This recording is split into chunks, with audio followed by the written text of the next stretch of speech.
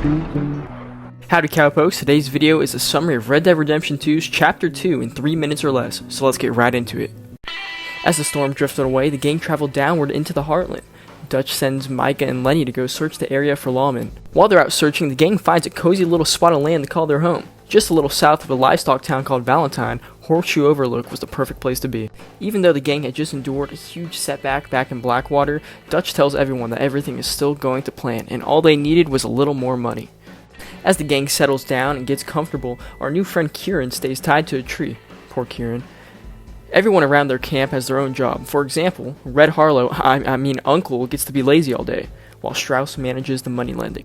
As the chapter goes on, you accompany Charles and Hosea on a few unimportant missions. The gang is supposed to be lying low after all. Well, that's until a good old time at the saloon goes south. Bill starts the fight and Arthur quickly ends it, giving the local strongman Tommy a whipping that would make Mike Tyson shiver in his timbers. But before Arthur got to knock out this fool for stepping on his block, a Good Samaritan by the name of Thomas Downs convinces Arthur to stop the beating. Shortly after, the gang's part-time conman Josiah Trelawney shows up with a warm greeting and information regarding a gang member by the name of Sean McGuire.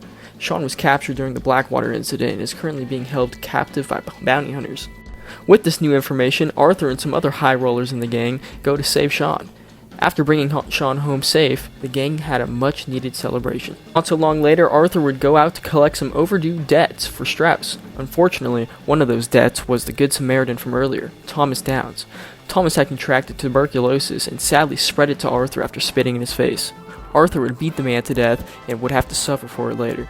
This would be one of the most important minutes in the game. Back to our buddy Kieran. Dutch finally gets around to interrogating the captured O'Driscoll, and the O'Driscoll talks, leading the gang to an O'Driscoll hideout that was apparently supposed to hold the gang's leader, Colm O'Driscoll. After a brief gunfight, Arthur is taken by surprise and nearly shot, but our friend Kieran saves his life. Good job, Kieran.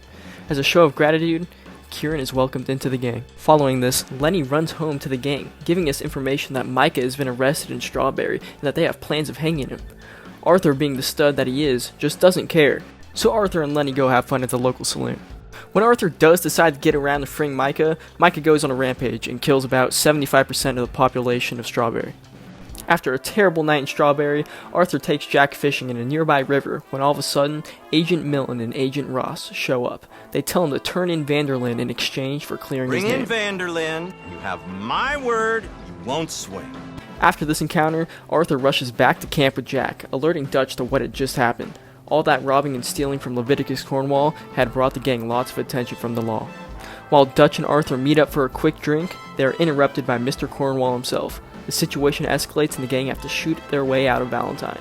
The gang quickly packs their stuff up and moves to a little spot called Clements Point by the town of Rhodes. And this is where Chapter 2 ends. I know I left out a lot of details, but that was for the sake of time.